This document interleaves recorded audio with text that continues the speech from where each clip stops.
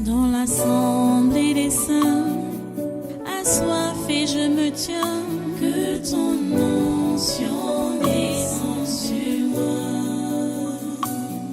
Conscient que mon destin est dans le creux de ta main, que ton onction descende sur moi. Je suis disposé, assoiffé, que ton onction descende sur moi. Je suis disposé, assoiffé,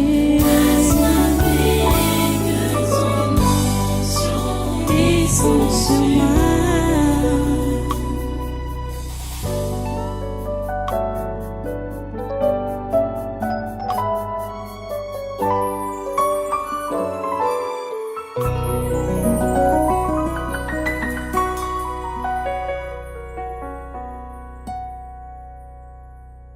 Alléluia. Tu as déjà pris ta Bible? Ok. Ouvre avec moi dans le psaume 69. On repart dans ce psaume.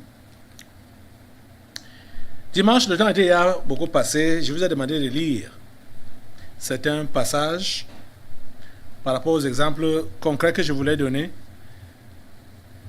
J'espère que vous avez lu ça. Vous avez lu? Tu as lu? Tu as lu? Je vous ai demandé d'aller lire dans 2 Samuel à partir du chapitre 16. Je crois jusqu'au chapitre 20 comme ça. Ok. Mais on commence avec le psaume 69 qu'on a lu dimanche passé. J'étais en train de vous parler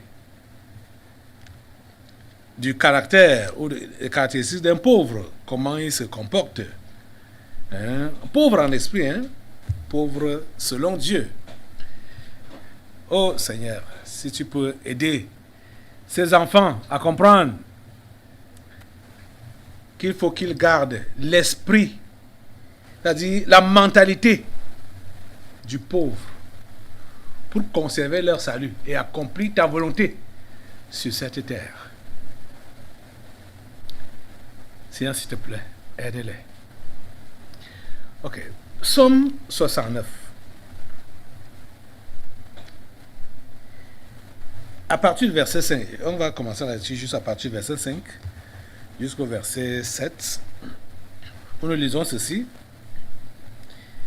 Ils sont plus nombreux que les cheveux de ma tête, ceux qui me haïssent sans cause. Ils sont puissants, ceux qui veulent me perdre. Ils sont à tort mes ennemis. Ce que je n'ai pas dérobé, il faut que je le restitue. Ô Dieu, tu connais ma folie et mes fautes ne te sont point cachées. Que ceux qui espèrent en toi ne soient pas confus à cause de moi. Seigneur éternel des armées, que ceux qui te cherchent ne soient pas dans la honte à cause de moi, Dieu d'Israël. Prions le Seigneur.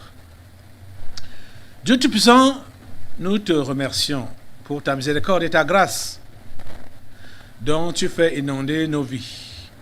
Nous ne méritons pas, mais tu l'as choisi ainsi, de nous gracier, de nous sauver dans ta miséricorde et dans ta grâce. Merci Seigneur pour ce moment que nous passons encore dans ta présence. Merci pour la présence de ton Esprit béni qui nous aide à comprendre ton conseil en cet instant. Ô Dieu, accomplis ta volonté dans nos vies, s'il te plaît, accomplis ta volonté dans nos vies. S'il te plaît, accomplis ta volonté dans nos vies.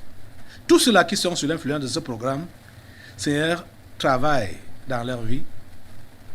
Travaille dans leur vie. Travaille dans leur vie. Au nom de Jésus, Seigneur, travaille dans leur vie.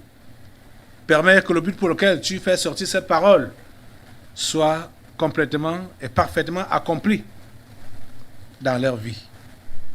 Ô Dieu, qu'ils soient des hommes et des femmes, selon ton cœur. Merci Père Saint de le faire. Au nom puissant de Jésus, nous avons prié. Amen. Ok, asseyez-vous. Asseyez-vous dans cette présence.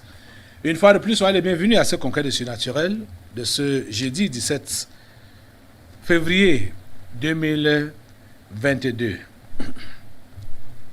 Ce sont les prolongations du séminaire de ce mois que nous sommes en train de faire comme ça, parce qu'il faut bien expliquer encore les contours du pauvre.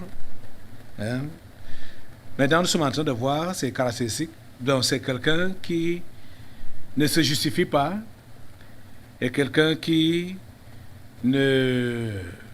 Oui, quand il est en faute, qu'il soit en faute ou pas, il ne se justifie pas.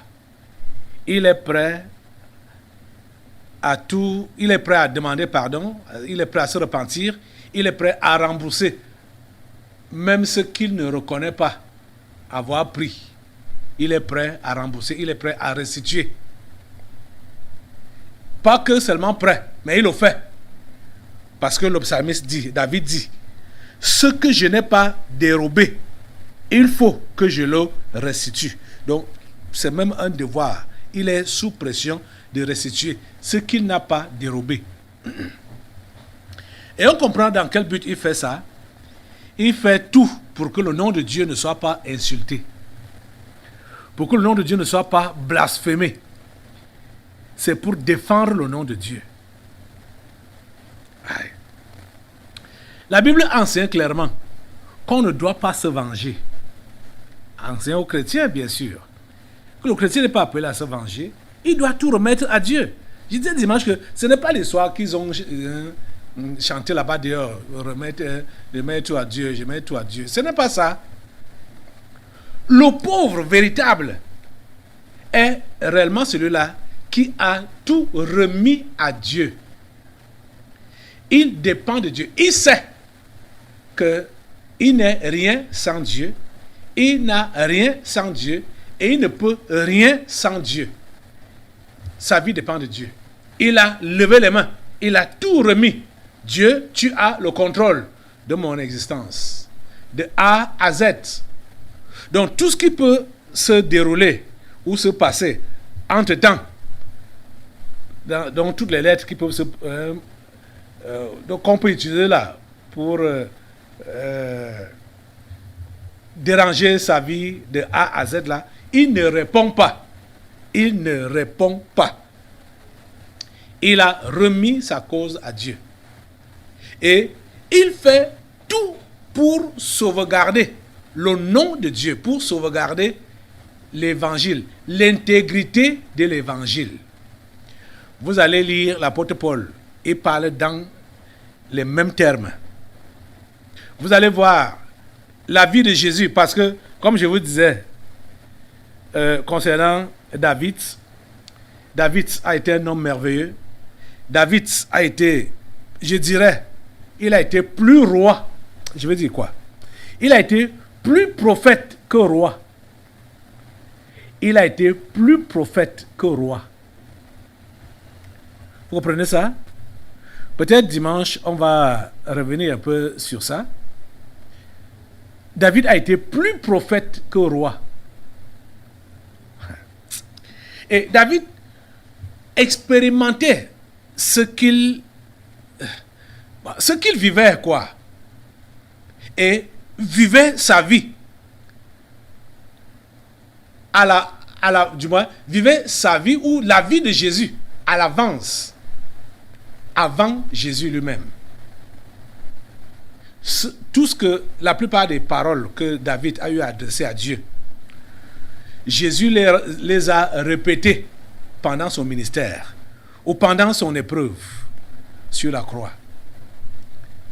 Vous comprenez ça? Le psaume 69. Vous allez voir que David parle de lui et il parle de sa relation avec Dieu. Mais en réalité, il s'agit de la vie de Jésus qui est relatée dans ce psaume 69. Tout ce que Jésus a expérimenté, c'est ça que David raconte ici. Lui-même aussi, il a expérimenté cela. Rappelez-vous du séminaire où on parlait, dans le rouleau, il est question de moi. Et je vous disais que le chrétien que tu dis que tu es, ta vie est liée à celle de Jésus. ta vie est liée à celle de Jésus. Donc, tout ce que Jésus a eu à faire, tout ce que Jésus a eu à vivre, à expérimenter, tu dois passer par là. Il a prévu que tu dois passer par là. Mais regardez, David est arrivé avant l'arrivée physique de Jésus. Mais David a vécu dans son corps, dans son expérience, pendant sa royauté, son règne, ce que Jésus vivait. Et ce que Jésus a vécu pendant son passage. On peut dire de 3 ans de ministère. 3 ans et quelques mois ou quelques semaines. Et pendant 33 ans de sa courte vie sur terre. 33 ans seulement. David a fait presque le double de la vie de... a passé presque le double de la vie de Jésus sur terre. Mais on se rend compte que dans les 70 ans, que quand David avait déjà 70 ans, David était déjà très fatigué. Très fatigué. Or, à son époque et jusqu'à présent, il y a des gens qui sont robustes jusqu'à 89, 90 ans et tout ça. Tout récemment, le 12 février passé-ci, notre chef de l'État vient de fêter 89 ans. Il est debout, il est solide. L'année prochaine, il a 90 ans. Voyez? Mais David, à 70, était déjà très fatigué. Voyez? Et Jésus, à 33 ans, il avait déjà fini sa vie sur terre. Il fallait déjà qu'il parte. Et il est parti à 33 ans seulement. Vous voyez donc la charge qui était sur eux. La charge qui était sur David. Je crois que c'est ça qui l'a fait vieillir comme ça. Et la charge qui était sur Jésus, c'est ça qui a fait qu'il parte très tôt comme ça. Vous comprenez ça? Et vous allez voir, je vais un peu continuer un peu la lecture ici, là, pour que vous compreniez ce que j'ai dit, pour ceux qui lisent les Écritures, que ce que David dit ici, là, non seulement c'était son expérience, mais c'était également la prophétie concernant le ministère de Jésus. Il dit au verset 8, « Car c'est pour toi que je porte l'opprobre, que la honte couvre mon visage. Je suis devenu un étranger pour mes frères, un inconnu pour les fils de ma mère. » Vous savez que Jésus n'était pas accepté par sa famille charnelle. Il était pour un inconnu, un étranger. Il se moquait de lui comme toute autre personne, hein? Les frères de Jésus et les sœurs de Jésus, même sa propre mère. Comprenez ça? Quand vous allez entendre le roi David dire « Mon père et ma mère m'abandonnent », pourtant, quand il chantait ça, c'est lui qui avait la garde de sa famille charnelle, son père et sa mère. C'est lui qui avait la garde. Mais il dit « Mon père et ma mère m'abandonnent, mais l'Éternel me recueillera ». Il se mettait dans la peau de Jésus. Toujours, il se mettait dans la peau de Jésus. Parce que Jésus a été abandonné par tous. C'est ça qu'il voulait dire. Vous voyez? Et c'est la même chose qu'il répète ici, là. Que je suis devenu un étranger pour mes frères, un inconnu pour les fils de ma mère. Verset 10. Car le zèle de ta maison me dévore. Vous comprenez que ce verset a été rappelé dans les évangiles quand Jésus est entré dans le temple, fouetter les vendeurs, et renverser les tables des changeurs et mettre tout le monde dehors. Cette parole a été rappelée. Qu'il est écrit, le zèle de ta maison me dévore comme un feu. Jésus était zélé pour la maison de son Père. Jésus était zélé pour les affaires de son Père. Toi, tu es zélé pour quoi? Toi, tu es zélé pour te situer dans cette vie. Et tu dis que tu es chrétien. Tu n'es pas intéressé par les affaires de ton Père. Tu n'es pas intéressé par la maison de ton Père. Il dit, car le zèle de ta maison me dévore. Et les outrages de ceux qui t'insultent tombent sur moi. Je verse les larmes et je jeûne. Et c'est ce qui m'attire l'opprobre. Je prends un sac pour vêtements et je suis l'objet de leur sarcasme. Ceux qui sont assis à la porte parlent de moi et les buveurs de liqueurs fortes me mettent en chanson. Mais je t'adresse ma prière, ô Éternel, que ce soit le temps favorable, ô Dieu. Par ta grande bonté, réponds-moi et en m'assurant ton secours. Vous voyez, il était en train de vivre dans son corps, dans son expérience, ce que Jésus devait vivre des centaines d'années après. Et Jésus l'a vécu. Et Jésus l'a expérimenté. David dit toutes ces choses. Étant roi, rappelez-vous que Jésus, naissant ou étant conçu dans le ventre de Marie et étant né, Jésus était roi. Les mages ont dit quoi? Les mages ont dit qu'ils ont vu l'étoile du roi. Ils ont vu l'étoile. Donc Jésus est né étant roi. Vous pouvez donc comprendre que Jésus a réellement expérimenté ce que David a expérimenté. C'est-à-dire un roi qui garde la mentalité de pauvre. C'est ça que nous devons garder aussi comme mentalité. En tant qu'enfant de Dieu, ne cherche jamais la prédominance. Ne cherche jamais à te faire valoir. Accepte qu'on t'injurie, qu'on t'insulte, qu'on t'outrage. En t'outrageant, c'est Dieu qu'on est en train d'outrager au travers de toi. Parce que c'est toi qui le représentes. Les outrages de ceux qui t'insultent sont tombés sur moi. Tu comprends ça? Le diable s'acharne sur les vrais enfants de Dieu parce qu'il ne peut rien contre Dieu. C'est la raison pour laquelle il s'acharne contre ses enfants. Je dis la pure vérité, qu'en tant qu'enfant de Dieu, quand tu vas toujours rechercher à te faire valoir, quand tu vas rechercher à te positionner, quand tu vas rechercher à ce qu'on te respecte, qu'on t'honore, je te dis que tu es en train de rétrograder. Tu es en train de quitter ta place de pauvre. Tu es en train de quitter ta place de serviteur. Et tu es en train d'accéder à la place de Satan. Parce que c'est l'élévation personnelle, c'est l'orgueil qui a fait chuter Satan. Tu comprends? Que Dieu t'aide à comprendre que tu dois garder la mentalité de la pauvreté. La mentalité du pauvre en esprit. C'est la vraie mentalité des enfants de Dieu et des serviteurs de Dieu. Ils sont des serviteurs inutiles.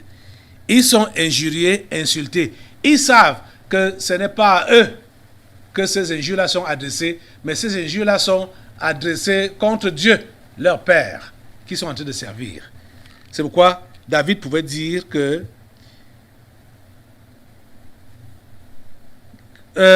les outrages de ceux qui t'insultent tombent sur moi.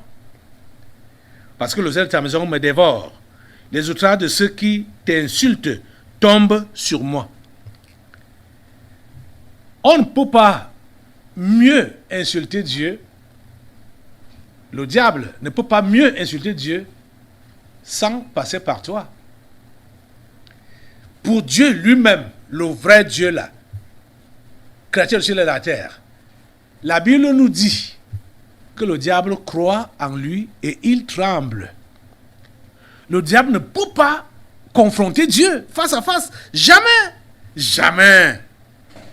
Il croit en lui et il tremble. Il sait qu'il ne peut rien lui faire. Le combat a eu lieu une seule fois au ciel. Et le diable a chuté. C'était bon, c'était fini comme ça pour lui. Maintenant, quand il veut attaquer Dieu, ce sont ses enfants, comme toi, qui l'attaquent. Donc ne t'en fais pas quand tu es attaqué par lui. Ne t'en fais pas, n'essaie pas de vouloir revendiquer. N'essaie pas de vouloir revendiquer. Parce que tu ne sais pas ce qui se passe. Tu ne sais pas ce qui est dans l'ombre. Mais Dieu sait.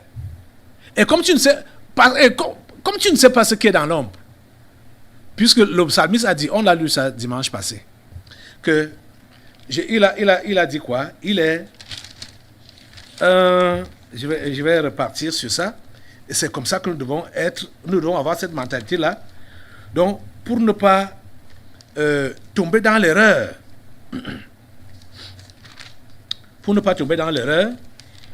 il faut que nous soyons Somme 108, verset 14 à 16. Somme 108, verset 14 à 16. On a lu ça dimanche, oui. Il dit, et moi, je suis comme un sourd. Je n'entends pas. Je suis comme un muet qui n'ouvre pas la bouche. Je suis comme un homme qui n'entend pas et dans la bouche duquel il n'y a point de réplique. Éternel, c'est en toi que j'espère. Tu répondras, Seigneur mon Dieu. Voilà l'attitude d'un vrai pauvre. Sourd et muet. Insultez comme vous voulez. Il n'entend pas. Agissez, faites des grimaces comme vous voulez devant lui. Il ne voit pas. Et on a vu ça avec le roi David. Shimei, qui l'insultait, qui lançait les pierres sur lui. David n'a pas vu Shimei. David n'a pas entendu les injures de Shimei. Et avec raison. C'est comme ça que tu dois être. Parce que tu ne sais pas réellement ce qui est derrière. Je vous ai dit que beaucoup de simples sont manipulés par les compliqués. Je veux dire, les vrais hommes sont souvent manipulés par les anges déchus, les sorciers, les réincarnés. Et quand les anges déchus, les initiés, les réincarnés, initient quelque chose, les simples copient et continuent aussi avec ça. Parce que ces anges déchus veulent la perte de ces simples. Si toi tu es pauvre, enfant de Dieu, tu dois comprendre que tu n'as pas besoin de répondre à toutes les taquineries des gens. Que ce soit même les taquineries d'un ange déchu ou d'un simple... Et comme tu ne sais pas, parce que tu ne vois pas, tu n'entends pas, tu ne parles pas, tu n'as pas de sens naturel là. Tu comprends, non? Tu ne dois pas fonctionner selon les 5 sens que l'humain a là. Ce n'est pas avec ça que tu dois fonctionner. En tant qu'enfant de Dieu, on a dit ceci, on a dit cela, j'ai encore entendu ceci, j'ai vu cela, mais maintenant tu commences à parler, machin. Non, tu ne dois pas fonctionner comme ça. En tant qu'enfant de Dieu. Tu comprends? Parce que tu ne sais pas ce qui est... tu ne connais pas le fond des choses. Repartons un peu dans le texte de l'autre jour, en espérant que vous avez lu, comme je vous ai demandé. Repartons dans 2 Samuel chapitre 16. Dans l'assemblée des saints, assoiffé je me tiens, que ton onction descende sur moi. Conscient que mon destin est dans le creux de ta main, que ton onction descende sur moi. Je suis